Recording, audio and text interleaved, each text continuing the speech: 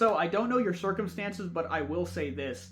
The biggest factor when it comes to dating in the United States is not height, it's not education, and it is not how in shape you are. It is actually race, and it has been demonstrated by research here, such as the Dating Divide by Curington. At all, you're at a disadvantage as a person of color. Like specifically as a man of color, you are at a disadvantage.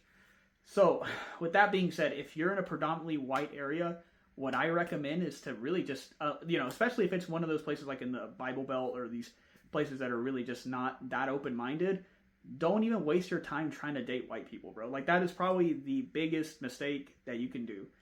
Date people of color. That's going to be people that can actually relate to you and that are way more open to dating you, where your appeal and aesthetics might fit their beauty standards better.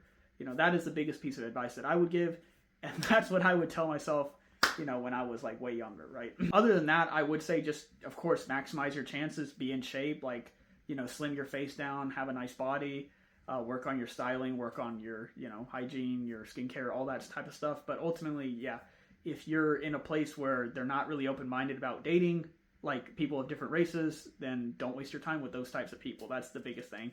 And it's funny because people kind of ignore this all the time, but it's like, if we all agree racism exists or discrimination exists, and that exists like with employment, with rights, with different things, why would that not extend to something as personal as like your dating choices? Like people's dating choices, of course it's going to affect that. So that's something that was never discussed when I was way younger, so that's why I'm telling you right now. That's not to say that I think that white women won't date Latinos like everywhere, but I'm just saying, like, I think in certain places they probably won't. Like the Bible Belt has been my experience. Now I think in places like New York City, LA, all these big ass more liberal type of places, or at least places where there's been more of a historical presence of Latinos, such as Texas, I feel like that's more likely. But, if you're stuck in the middle of Mississippi, I don't think so.